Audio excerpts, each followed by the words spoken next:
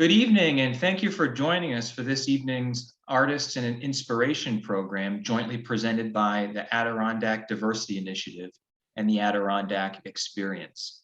My name is Eric Reardon, and I'm the project director for the Adirondacks for All Identity and Environmental Justice in Adirondack Park, a collaborative program produced by the Adirondack Experience, the Adirondack Diversity Initiative, the Nature Conservancy, and the Wild Center. Beginning on Tuesday, May 31st, and continuing through the summer, we will invite scholars, professionals, and activists from a wide variety of different backgrounds to explore the history and present-day reality of the Adirondacks through the lens of environmental justice. We hope you will join us. I'd like to start this evening's program by acknowledging that the Adirondack Diversity Initiative's home office is on Wabanaki and Abenaki lands, and the Adirondack Experience is situated on the Aboriginal territories of the Mohawk and Abenaki communities. Indigenous people continue to live in this region and practice their teachings and lifeways. With Earth Day coming later this week, we are honored to bring you this evening's program titled Exploring Connections Between Land and Landscapes. Tonight will feature a conversation between the Adirondack Experience's Chief Curator, Laura Rice, and Eleanor Harvey, Senior Curator at the Smithsonian's American Art Museum.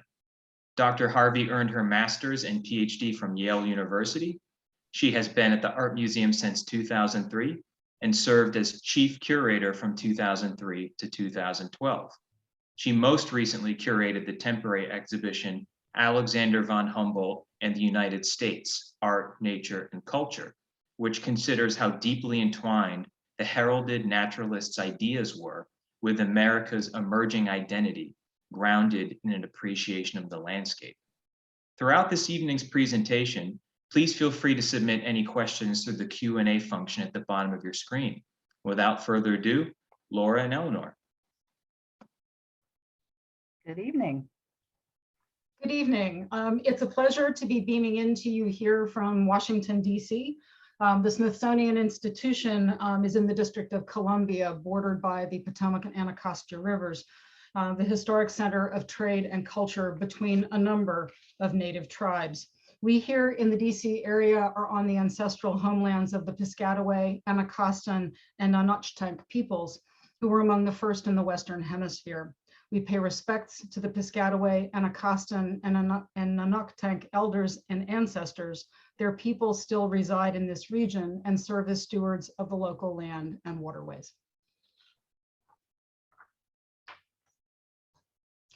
What Laura asked me to do when we first started talking about this was to take a look at the collections at the Adirondack Experience, and in particular an exhibition that you have coming up that's really centered on the ways in which fine arts, material culture, indigenous contemporary art and design in the Adirondacks sort of feature how artists are inspired by the wilderness. And my role is to then sort of give it a national context. And what was really exciting to me was looking at the synergy between some of the magnificent artworks in your collection and some of my favorite things in the Smithsonian American Art Museum's collection. And what I thought we'd do for you tonight is key up a number of images, starting with ones from the Adirondack Experience, pairing it up with something from the Smithsonian, and then talking a little bit about the synergy between the two of them. It's a free-form conversation, so we do welcome you to become part of it if you have questions in the chat, or questions in the Q&A. But what I would also say is this is a great opportunity for you to be spending time on the Adirondack Experience website in anticipation of being in the galleries in order to enhance your familiarity with some of these things as well. So without further ado, I will tee up this particular project and start right away with, all right, there we go, with Charles Cromwell Ingham's painting of the Great Adirondack Pass from 1837. And I have to say, I think of Ingham as a portrait painter. I'm not familiar with him really as a landscape painter.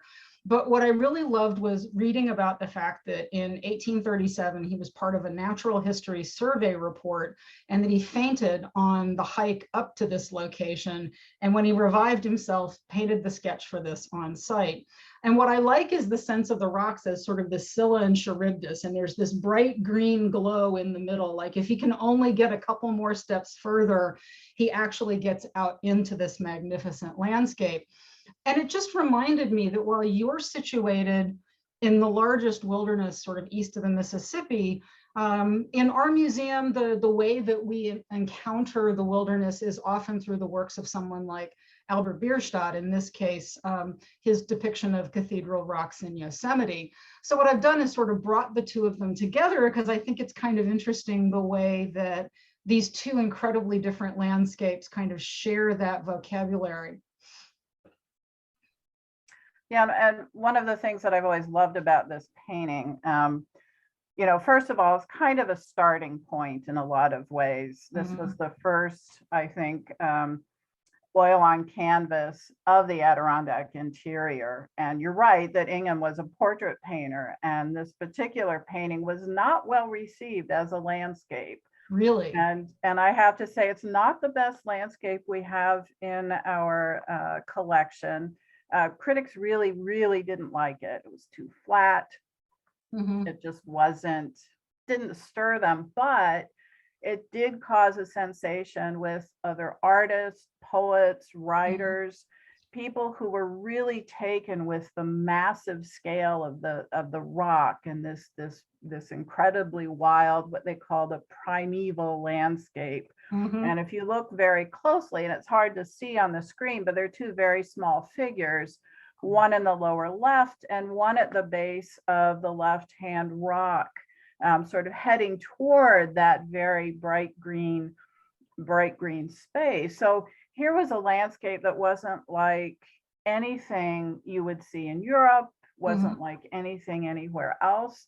And so for years, decades afterward, you had all of these creative types coming to this very spot to stand where Ingham stood and take in this view. In fact, we have a William Tross Richards drawing 20 years after the fact from the very same vantage point. So where really, exactly is this? This is Indian Pass. Okay. Yes. Right. All right. I mean, it is interesting because you're right. He's not the world's best landscape painter, but you can tell from the way the one figure in the lower corner is gesturing that it's one that the scale of the rocks, the scale of the landscape just kind of takes your breath away. And I think that for all that it's a little wonky, it gets the point across. It's the same kind of sense of exhilaration as Bierstadt's trying to give you. I was kind of mesmerized by the trees. I couldn't quite tell with the trees exactly what was happening there. But I thought that the nice thing about the way you have this exhibition set up, looking at mountains and trees, lakes and rivers and light, the sort of the four major elements of a really great landscape, that it kind of segued nicely into your William James Stillman of the primeval trees near Follansbee Lake at the Adirondack Philosophers Camp.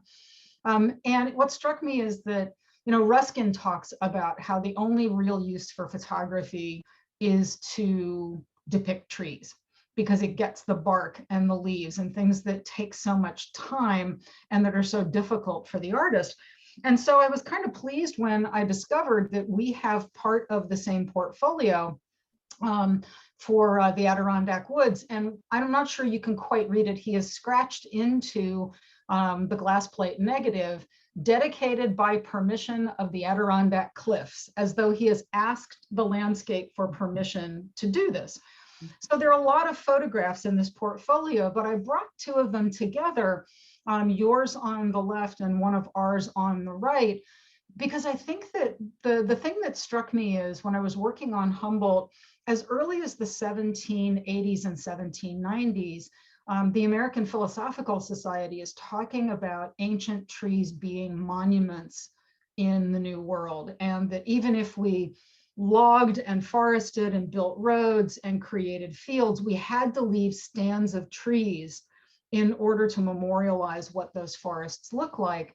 And if you think about the forests at the Adirondacks, it really does come home that the forest is in part what was at stake and what was being preserved. Right. And, you know, the Adirondack Park certainly wouldn't be here at all if it were not for the fact that the trees, it was felt, were disappearing and threatening the water supply and the ability of the environment to hold on to that moisture, feed into those rivers that then went down and helped commerce along in places like New York City and the canals that they needed to transport goods. Mm-hmm. I've always loved Stillman, and I think it's an interesting contrast that, you know, the way we look at photographs now, and certainly photographs of nature like Stillman, like Seneca Ray Mm-hmm. Stoddard, Mm-hmm. we see them as works of art, but these were really sensed as purely documentary at the time. They're absolutely gorgeous. Well, and I love the fact that Stillman was interested in buying property there and trying to like do his own little preservation thing. And of course, the Civil War kind of upended that because this is 1858-59. Yep. But I was at Bard College not that long ago, and a friend of mine in the Forestry Service recommended that I go to their lower campus where they have an old hemlock forest. And it was just really interesting walking through and seeing the size of some of those trees. And of course, you know, it's funny because a lot of artists focus on the contours. They want to give you the big picture, or they'll take a particular mountain. And the neat thing about what Stillman is doing is it's riffing off of and will inspire artists like Levi Wells Prentice, who again, I think of more as a still life painter, because if you're not in the Adirondacks, you see his still lifes come up in museums. And if you're in the Adirondacks, it's all Raquette Lake and it's the birches. It's a totally different Prentice. It's like the man had two careers. But what I love about this is the dedication to the way that the birch bark is peeling off of the trees and the way that you've got this meandering path through the middle. And it just reminds me that, you know, a quarter century earlier, Asher Durand was essentially doing the same thing. And that there is this sort of wonderful handoff from Durand in mostly the Catskills and Prentice up in the Adirondacks, and looking for those characteristic trees as a way of sort of making you feel like you're really there. Yeah, and you know, Ruskin's advice and of course Durand's advice to young artists was to go out into the woods. I, as a painter, can only teach you so much. What you really need to do is to go into nature. She is the best teacher available. It's that close observation that will help you understand the bigger picture and bring nature to life, as it were, on your canvas. I mean, Prentice is kind of interesting because he's almost a one-off in the way that he painted a really, really obsessive kind of painting, almost cartoonish in the way he delineated all of the details of that peeling bark, as opposed to Durand, which is much more naturalistic looking. And yet they're using exactly the same composition. There's, you know, downed tree limbs in the foreground, and you have to kind of mentally hop over them. And then it's through the rocks and along the path, and you're kind of seeing the horizon in the background. And it's this wonderful way of having you dive deep into a fairly small vertical landscape. He definitely learned his lessons on that, but yes, he does have kind of a way of outlining forms that's very characteristic of his work. So what's also really interesting is they both really know their trees. I mean, there is no question that, you know, for all that Prentice may have a very individualistic style, there is no mistaking the fact that he knows his paper birches when he sees them. And they're all wanting to be amateur naturalists, which I think is another fun part about the way that they connect with the Adirondacks and think about themselves in that preservationist mode. Speaking of tiny people in big landscapes, I mean, I love Samuel Coleman anywhere, but there is little tiny fishermen angling in the foreground with these gigantic rocks on the Ausable River. He's another one of Durand's students. And what he's learned to do is kind of cut the back off by putting this storm in there, and it kind of pushes you forward like it's this magnificent stage set. And it's funny because that idea of, cascading water, those falls that have a lot of force behind them, is exactly what comes through. We have a gigantic painting by Alexander Helwig Wyant called The Flume, Opalescent River in the Adirondacks. And what I love again is he's put clouds in the background. So it's like, no, you're not supposed to be looking at the vista, and the water is smack in the middle, but his style is so impressionistic that it takes a minute to find the water. But what's also interesting is then if you bring the two of them together, again, there's so many similarities about the way that water reflects the light and cascades over the rocks. But I love Coleman is a chameleon. I have seen him do pictures of Gibraltar, the Middle East, out west, and I think this painting is really sort of positions him to become a really classic center of the note Hudson River inspired artist. What I really like about both of them, especially with Coleman, you really see that attention to the rock, that growing interest in geology and how art and science kind of came together for so many of these artists. I mean, it was, that close observation was important because you couldn't render nature faithfully without really seeing it and coming to understand it. And, as scientists were attempting to put order into nature, I think a lot of these painters were starting to pick up on that.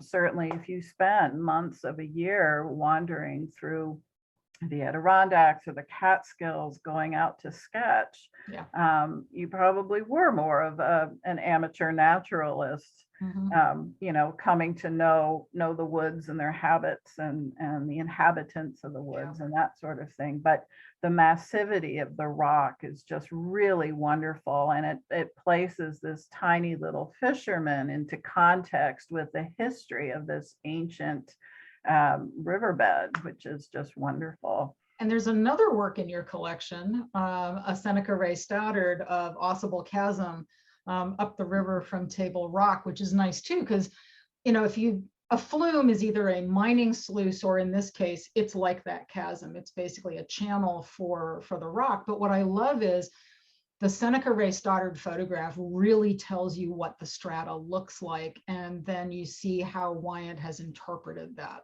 And I really love the way that they both sort of were in this compressed space and then figured out how to make it look completely monumental.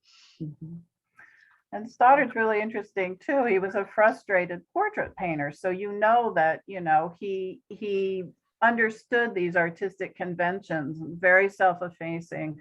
Oh no, photography is just it's just documentary. There's nothing artistic about it. But oh my God, most definitely there was, and he was one of the best landscape photographers, I think, of the 19th century. Not as widely as acclaimed as he should be, but well, and to me, he's just the epitome of an Adirondack photographer. I mean, I think of him when I think of the Adirondacks and the photography there. The other artist I think of course, is Tate. And this painting here of what he called South Pond. I guess he did call it, he named it first Raquette Lake because he was trying to protect South Pond from being overrun by tourists. So he fudged it, and he also thought it might sell better, I guess, if it had the more popular lake. But what I love is you've got deer, you've got ducks, and you have autumn. And it's like the perfect trifecta for the Adirondacks in terms of why people went there as sportsmen, hunters, and fishermen, and why we go there in order to appreciate autumn. And I think about that juxtaposed with our Jasper Cropsey of Greenwood Lake. And of course, this is sails to steam. There are people having a picnic, and it's Greenwood Lake. but it's the commercial side of what happens. And when I think of these two together, with Tate actually making all of your protagonists wildlife and Cropsey making them all people and their inventions, two very different ways of thinking about appreciation of the upstate New York landscape. Well, certainly Tate was quite a sportsman. So his view of the Adirondacks is as a sportsman's paradise, a very masculine place, a place, you know, to be to a certain extent conquered. You know, so he did a lot with wildlife, but not in the sense of isn't this beautiful necessarily. It is an activity. It is something to draw you in, to shoot, regain that masculinity that you've lost a bit by sitting behind a desk in the city, reconnect with each other as brothers. Very different view of the way people were consuming the landscape at the same time, you know, where you have a much more family friendly, serene, light infused landscape that Cropsey did versus the sportsman looking at the landscape with Tate. I do like the fact that they're both focusing on what Ruskin thought of as America's season, which is autumn. There's that wonderful story that when Cropsey's in England in the 1850s, Ruskin is like, you're faking it. The leaves do not look like that. No leaves look like that. And he had a friend mail over maple leaves that fall tucked in the pages of a book so that he could make Ruskin eat his words. Oh my goodness. It's actually one of my favorite things where Ruskin is like, you Americans. So he didn't really appreciate being told that he was wrong, but none of us like that. I just thought that was great. Every time I see an autumn landscape, I always have a fond smile for Mr. Ruskin and his disbelief. But you know, the idea of being a sportsman in the landscape and knowing how to do it properly is one of the things that drew me to this painting of Reuben Carey. And I love the fact that he is carrying just the deer's head and it looks like it's connected to the rifle. So it's a little weird and a little surrealistic, which is great for the 1940s. You would sort of expect a little bit of that as he's walking through there. But the idea of local color and sort of a mountain man who knows these hills like the back of his hand plays well with one of our Winslow Homer watercolors in Minerva, New York. And what I like about this is you have this older man who is teaching the younger man the ways of the woods. And it's the idea of don't screw it up. And so you get the two of them together and what you have is like a century of accrued wisdom about the Adirondacks and the Catskills that I think is really magical. Yeah, I have to say on a personal level, Old Rube is almost a dystopian, you know, it's that level of surrealism that, because it was done in a place called The Burning, where there'd been a fire. And so it's kind of an odd, you know, dead trees, dead deer, you know, this man who has absolutely conquered this landscape to the point that it's no longer recognizable. Whereas I think Homer's men are much more at ease. They're more a part of the landscape rather than sort of at the very top of the food chain, as it were. You know, there are moments in Homer's paintings. I'm thinking of the one at the National Gallery of the boy who is in over his head. He's lying in a canoe. He has chased a deer into the water. The deer's about to go down. The dog is in the water and he has to choose. He's either going to kill the deer and haul it into the canoe and lose his dog, or he's going to let go of the deer, it's going to die, and he'll save the dog. And it's really all about putting yourself in a position of having to make a bad choice. And I love the moralizing because, I mean, I think to Homer, there was no greater sin than gratuitously screwing it up when you were out in nature. And, you know, for all that this is a guy that has these monumental and magnificent pictures, there's a point where he starts nattering at you about, do you really deserve to be out in the wilderness? Because if you can't do it right, go home. And I find that really interesting because just the way that he gets the cast on this mink pond picture with the way that the fishing line is swooping through the water. I am not a fisherman. I know Patty Junker well, who did the Artist and Angler exhibition on Homer. So she was explaining to me about casting, and I have seen The River Runs Through It. So I do understand how beautiful that can be. Yeah. But what I love about this is it's so small and so loose, and yet he has taken such care to make sure that the one thing that is sharply in focus is that fishing line. And I just like thinking about it in relationship to our Gifford of Whiteface Mountain with these teeny tiny people in this little tiny boat just at that point where the light is about to go down. And I think what both of these artists do is they manage to catch that crepuscular light right before the sun drops below the hills and it just goes dark on you. And it makes me hold my breath. And maybe I want to learn to fish. I don't know. They are beautiful paintings. There's no doubt. Homer really did capture that view perfectly. I can't cast either to save my life, but it's quite an art in and of itself.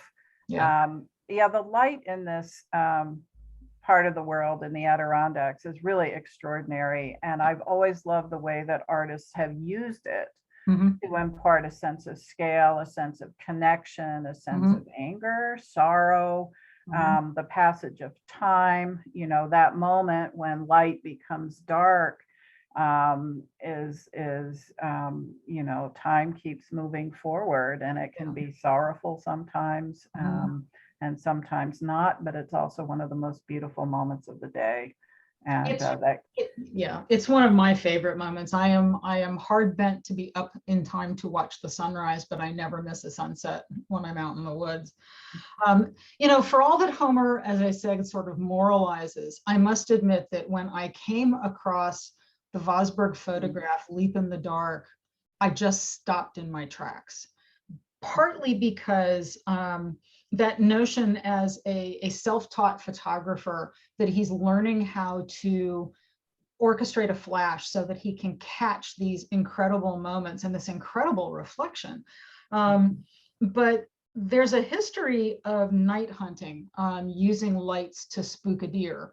And Homer will rail against that. In fact, night hunting is illegal in the Adirondacks in the 1880s. And I found our Seneca Ray Stoddard photograph of a deer hunting camp at Riquette Lake, where there's nothing in here that says that these deer were not harvested during the daytime and that they're all just basically hanging out at night.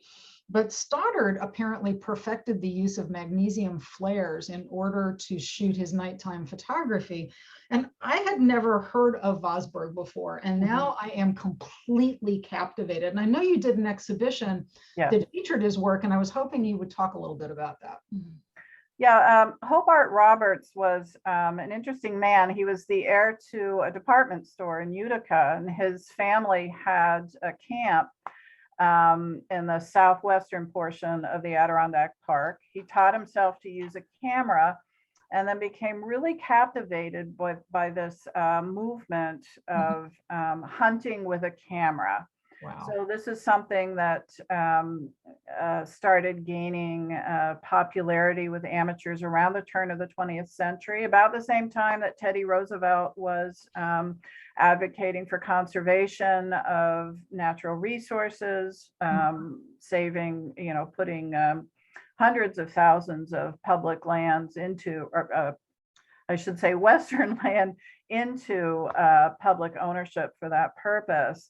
And so that these photographers were really saying, look, you can still hunt, you can still get trophies, just not with a gun. You're not killing anything, you're preserving any.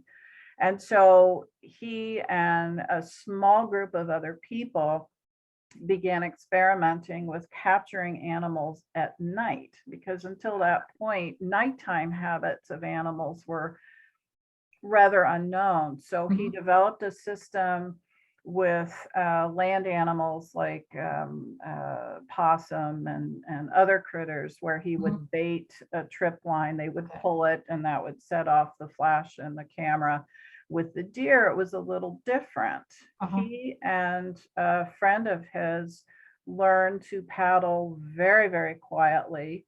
They would hunt deer at night, and he had a system set up in the boat with 2 flashes in the camera. The first flash would frighten the deer. The second would go off with a camera. So you would get them sort of in mid-flight as they were, headed away from this very frightening experience for them. But he got some really incredibly beautiful photographs. I mean, they're really amazing. And the ingenuity behind it is pretty incredible. I'm just completely captivated by them. And I just love the fact that every artist usually runs across at least one situation where they kind of have to bootstrap their way or MacGyver their way out of a corner. And the idea of setting up a customized kit in order to solve a problem is just one of the things that I love about American artists. The artists who sketched outdoors in oils had to figure out how to transport them without everything sticking on it. Titian Ramsey Peale used to sit under a structure of mosquito netting that looked almost like he was in a baby carriage. I mean, it's just all kinds of personal techniques to try to figure out how to make it work. Okay, I will have to say that Tate's Good Time Coming made me chuckle. I think about it, I think about the austerity of the Adirondack Philosophers Camp, and then I look at the food and the drink and the dogs. I mean, we've got fish and we've got game and we have bottles of booze. And what I like about it is I know that this is his shanty at Chateau Quay near Raquette, and that he's there. The guy with the bottle is a restaurateur from Brooklyn. I did notice, and I'll point this out in a minute, what it is they are drinking. But I love the sort of sense that they're glamping.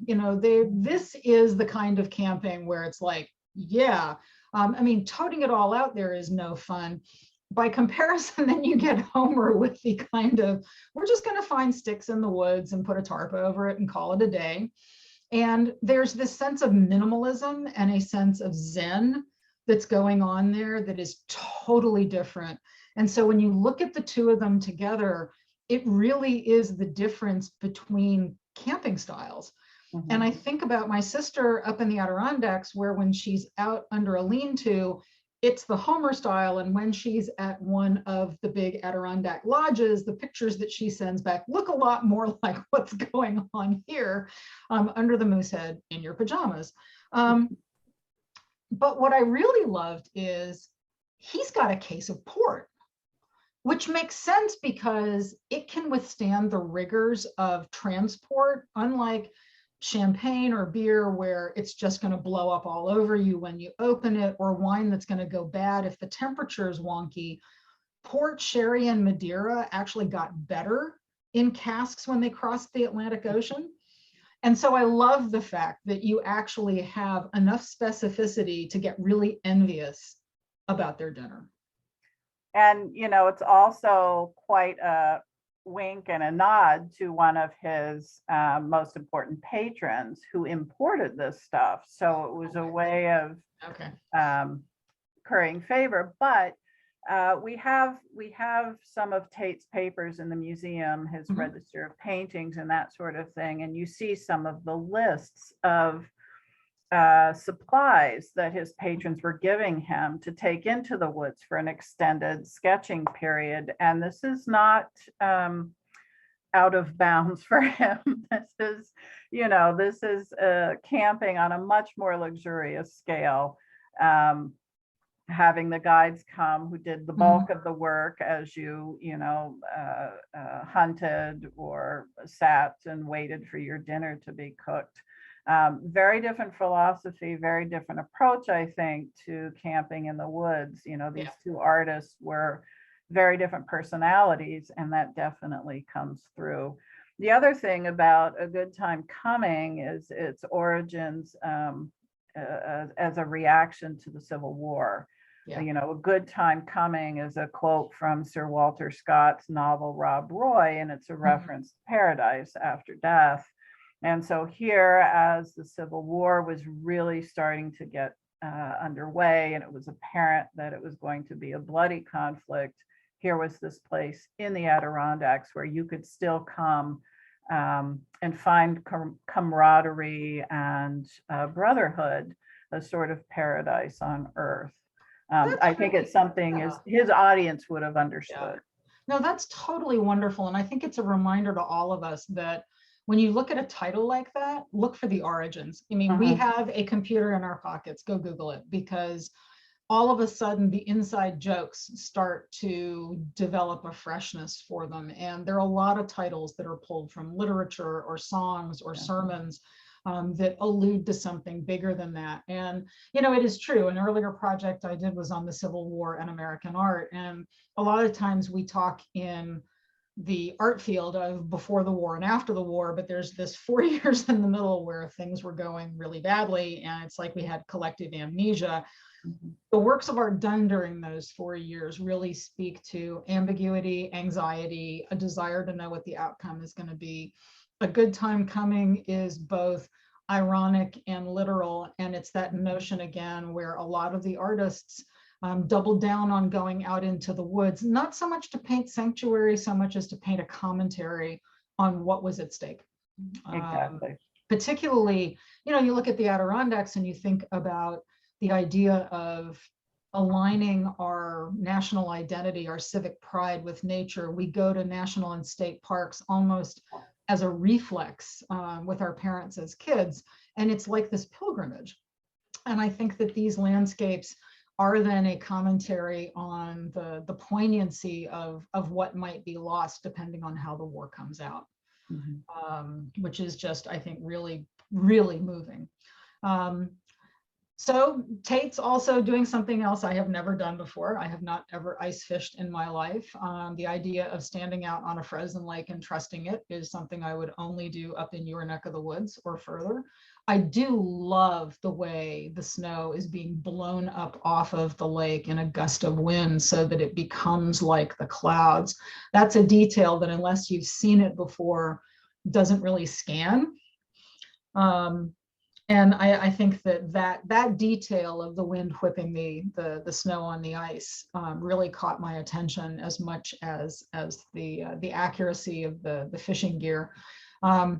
And the closest we could come to it, which isn't very close, is a ringer from New Jersey. It's my one non-Adirondack piece because I don't have a winter scene from your part of the country. But, you know, down in Jersey, they're basically adopting Dutch customs. It's the idea of skating on the ice, the way you're going to find in 17th century Dutch things. And I got to say, I like your painting better than mine. Well, I love this painting. And it was actually interesting. We had it conserved a few years ago, taking off layers of dirt and the view of that snow being lifted, which if you've been in the Adirondacks in February, we've all seen it. We've all been hit in the face with it. But he really captured it perfectly. It's so beautiful. And you just look at this and you can feel the cold, you know, this man shivering on the log in the background. You're with him. But, you know, these two paintings are also interesting because they're two very different views of winter. Again, you know, again, the very masculine, sort of self-reliant pioneer in the middle of nowhere, in the middle of this very hostile environment versus a much more domesticated, family-oriented scene. So it's very different views of winter and how we reacted to it and lived with it. And that actually is a nice segue to the next one too. Edna West Teal making maple syrup. I had not realized that she taught herself how to paint when she was in her 60s, after she came back to the Adirondacks. And what I love is, I mean, she's obviously going to have been compared to Grandma Moses. It would be a shock if she hadn't been. But what I love about this is, again, that sense of everything is in harmony, that everything feeds into something else, that You're bringing the maple sap, you're boiling the maple sap, the kids are playing, the logs are there. It's this communal activity in the woods, where there's this sense of joy as you look at, the trees with the sap buckets. And I love it. I mean, I've always loved Eastman Johnson's pictures of sugaring off, but I love this because it's less about guys going off in the woods to the sugar hut and more about getting the whole family involved. So we have a Grandma Moses called, it's actually called Turkeys. It's not called Thanksgiving. It's part of the Thanksgiving series. I think I fixed it on the next slide. And it's wonderful because, it looks like today in the Appalachians.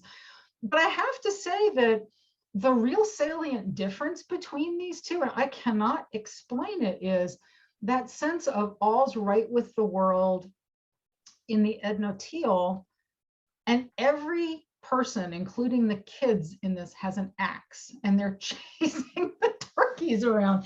It's an incredibly violent picture.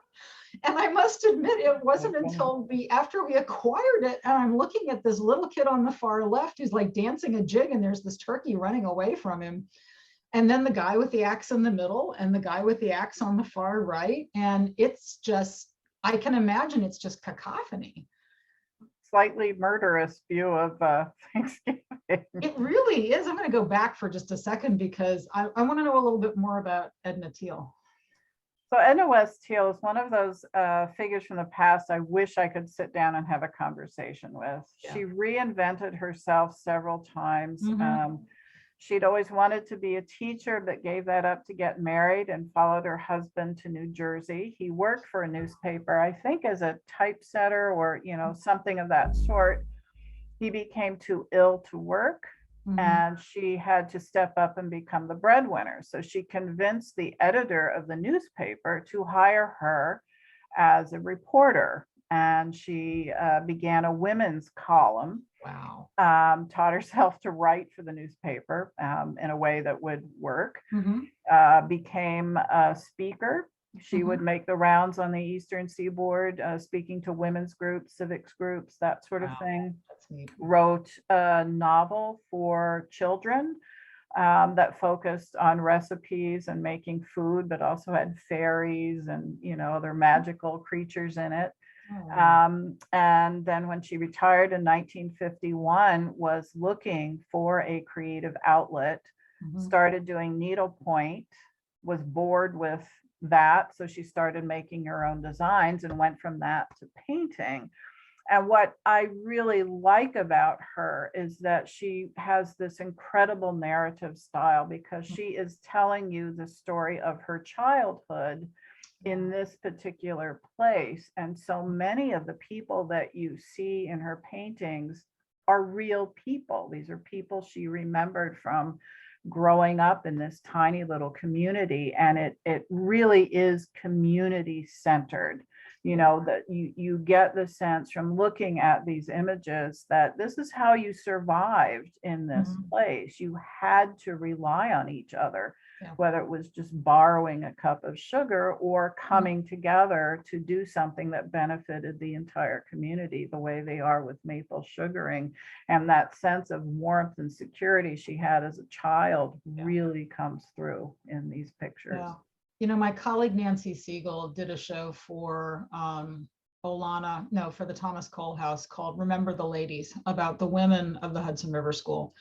And I still think that one of the great missing iconic shows that could be done is looking at women during the 19th and into the 20th century who tell their stories through paintings, through needlework, through samplers, things that tell us personal stories, that weave those in, that give you that sense of community that you don't necessarily get for art that is oriented toward an outward facing marketplace. And recovering their stories as part of it, I think would be just an extraordinary thing. If we could drop our jobs for about 10 years, we might actually have the time to be able to pull it off. Hit the road and start looking for things. Absolutely. Speaking of hitting the road, oh my God. I mean, I have a soft spot for Rockwell Kent anyway, but I have to say, point me down this road and I'll see you later.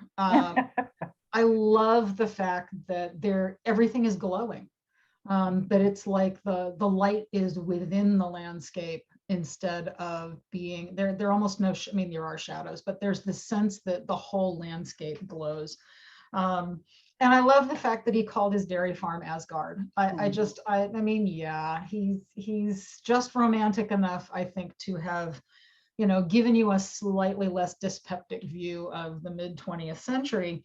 And I think about our Durand done 100 years earlier of Dover Plains, where the people having a picnic are in red, white, and blue. They're looking out over the Delaware River Gap as if that is the entire West. And there's this wonderful sense of sort of bucolic wonder. And I look at both of these landscapes, and what I realize is what's sort of endemic to the American experience is that it's about roads or glimpses into the future, a sense of what you want to preserve, a sense of the excitement of what lies ahead. And I just have to say that that's a painting I could dive straight into. And it's also it's very comforting in ways, because what's to come is warm and comfortable. The earth is a very giving place. It's providing warmth and light and security. I can see it in both of these paintings. Yeah. Really, really wonderful. And the emphasis on, that Kent had, he's not presenting what the 19th century painters would call a faithful view of nature at all, but you really get the sense of his nature, of what he's seeing and hoping for. Yeah, I like that. It is very much as much an interior landscape as anything else, which is why I also really liked Harold Weston's Giant. First of all, what a kinetic painting. I mean, hill and sky and emotion in color. It's just, it is vibrating to the point where it's coming off the canvas. And he was a new artist for me. He reminds me a little of Lauren Harris in Canada in the 1920s and 30s. But what I didn't realize until I started digging into this is he and John Marin are good friends.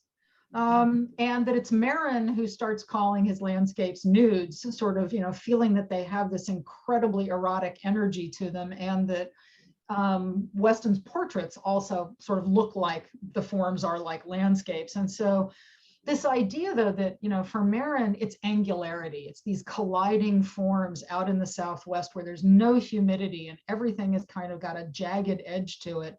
And the idea of this kind of almost anthropomorphic flow to the landscape, and then Marin almost as though it's at fisticuffs with each other, and yet they both have a similar sense of emotional magnetism. I really like both of these artists a lot, because they give the earth, the landscape, its own sense of identity. And there's a really wonderful quote from John Marin about how he approached painting landscape, when he said, "First you make your bow to the landscape, then you wait, and if and when the landscape bows to you, then and not until then can you paint the landscape."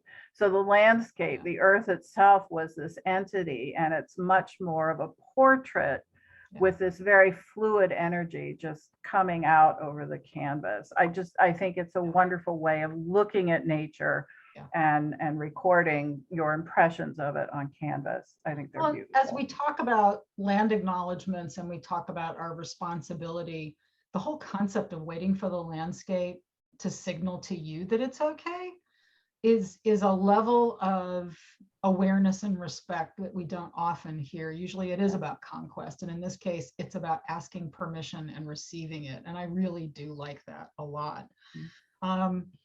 Moving forward, again, put me on that dock and just hours will go by before I will notice that you've all gone. And I think that the idea of the metaphor and the reality of reflections and stillness, the notion of sort of immortalizing what is ordinary and fleeting and somehow making it monumental and memorable, that sense of timelessness really sort of reminds me of what Kensett was doing, 100 years earlier along the Hudson River, where you feel like you are privileged to look out on a vista like this. And then it's kind of like, do we have to go? Exactly. And Joe Remelard's just extraordinary. And I think he recognizes in his work as well this sort of continuum of painting tradition in the Adirondacks, and you get that same, just it's a snapshot of one instant that we all recognize. Going down to the dock to have your coffee in the morning, that really hazy, warm summer day, and everything that's to come. But for the moment, it's quiet and still. And you see the light and the water. That's so iconically Adirondack for so many people too. Do you know the artist? Because I had not known anything about him. I know he teaches in Georgia, and that's pretty much it. He grew up on a dairy farm in Peru, New York, in our region, became an attorney, went to law school, decided he really didn't like it. Wanted to become an artist, so he went back to school, got his MFA, and is now producing these extraordinary canvases and teaching. That's the other thing. It's never too late to decide on a change of direction. Yes, exactly. And look what happens. So I have to say that I almost began with this because if you plunk me in a Gifford painting, particularly one of his camping scenes, I may never go home. I know he's there with his friends, Richard Hubbard and Jervis McEntee, and they like to camp together. They like to sketch together. Gifford's one of those people who would have loved REI. Gore-Tex, he would have loved it. I mean, he was shaving down his camp stool to take ounces off of it the way extreme backpackers do. I mean, this is a guy who would have loved that. Appalachian Trail, Pacific Crest, no problem. But the idea again of sunset across these mountains reminds me of a very tiny work, like the size of a large index card, up from the Shawangunk Mountains, where he's up near Mohawk Mountain House, and looking across the Hudson River Valley, and these little tiny brush strokes that look gigantic, because of course I've blown this up. And in fact, again, the sketch would barely register compared to the size of your painting. It's one of the weird things about slides. But what I really love is the way that he is making memories. And I think that's something about the Adirondacks that I particularly appreciate, that every time I go there, whether I've got a camera or a sketchbook, I feel like I am imprinting something on my brain that I'm going to carry with me the rest of my life. Yeah, and it's interesting to see his play on light. And this is one of 4 large canvases of this particular view that he did. Each one is a little bit different. But what I find very moving about it is, again, this is a commentary on the Civil War and the bloody conflict and the impact that this is having on society, and the fact that he lost his younger brother the year that he painted this just adds to that sense of anger and sorrow that light really seems to communicate.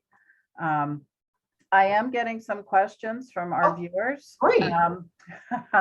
Sally would like to know, did these artists literally camp out where these paintings originated from? A lot of times, yes. Gifford, Durand, we've got sketchbooks and we've got diaries that help us pinpoint where they were.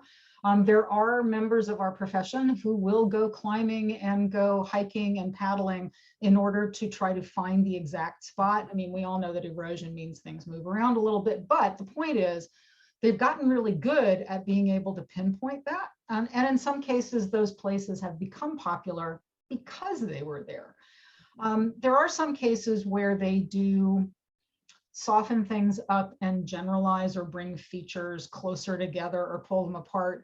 But the little oil sketches are pretty faithful. If you've gone up to the Mohawk Mountain House in the Catskills, you can stand where Gifford stood and you see this landscape, and it's pretty dramatic how accurate it is.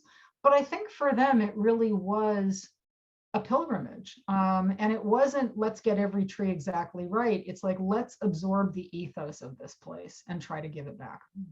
Exactly. So let's see, Ernest says, interesting how differently the background sky is treated in these paintings, depending on what draws attention in the foreground. Yes, yes. Gifford in particular will shift his focus. When he's out in the woods, he's about light effects. When he gets back into the studio, it's about the way that the light defines the actual landscape. And he will do detailed pencil sketches of stands of trees, but he will almost never do an oil sketch that is that detailed or finicky. And, you know, it's weird because a lot of times these artists, when they go out, they're trying to make very detailed little drawings, come back and then blow them up and invent them into landscapes. Gifford tends to start with this very expressionistic little oil sketch. And then as he scales up, it becomes less naturalistic and more this kind of overall opalescent light. But Gifford went to Brown and majored in philosophy and religion. He's the only Hudson River painter to go to college. And he is operating on a totally different philosophical level than everybody else. His light is a capital L. He is looking for spirit that holds the world together. So if you look at his paintings, the light that you see over the Adirondacks is going to look exactly like the light over Lake Nemi, the light over Mount Hood. And we all know that the light is different in Italy than it is in the Adirondacks than it is in Puget Sound. But what he's after is something that's more spiritual, and it really does come out of the Civil War. And he's hammered for it at the time. You know, your skies all look the same, and you can just see Gifford kind of going, way to miss the point. Exactly. Yeah. So Dan is saying, you spoke of Stoddard's ability to capture the bigger experience through smaller natural subjects. Which Adirondack artist did the same on canvas? I think that's a question for you. I'm thinking. You know, the trick is that artists are using photography, I don't want to say in very different ways, but they understand both the limitations and the vast potential in the medium. And in the limited range of sepia tones or black and white, there's an emphasis on line and on detail that simply isn't replicable or believable or scalable in a painting. But what paintings capture is that sense of where the light comes from and the way that color operates in terms of reflection and refraction. So I would actually say that, I don't know, I keep coming back to Gifford because I think what he understands is how to exploit paint to do something that nothing else can. And what Stoddard does is really doubles down on the thing that photography can do that painting and drawing can't, which is give you incredible detail without it just all becoming a jumbled mess.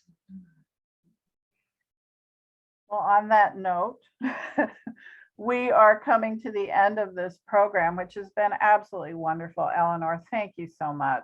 Oh my goodness, this has been incredibly enjoyable. You and I could go on for hours. Well, of course.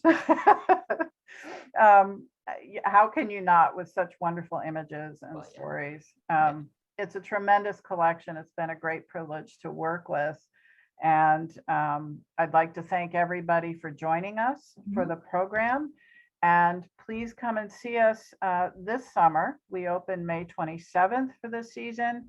Next year, in May of 2023, we'll be opening a new experience featuring many of the art that you saw from our collection this evening in an exhibition called Artists and Inspiration in the Wild. Our programs will continue this year also. Please join us on Wednesday for Dax Drinks, a program called History with a Twist about Adirondack bootlegging. which should be Awesome. very interesting. A little bit of the Wild West in the Adirondacks. Yeah. Next month, our A&I series continues, featuring 3 artists, Susan Hoffer, Carrie Hill, and Natasha Smoke Santiago, all of whom address complex social and environmental issues in their work in very different ways. Links to information about the program and a link to register are included in the chat below if you're interested. And again, please come and see us this summer. May 27th, we'll be opening the doors. And thank you once again, Eleanor, and everyone for joining us. It was a great program. Yes, thank you for spending a rainy evening with us. It was a pleasure, and thank you for asking me to come. I really enjoyed doing this with you. Great. Good night, everyone. Good night.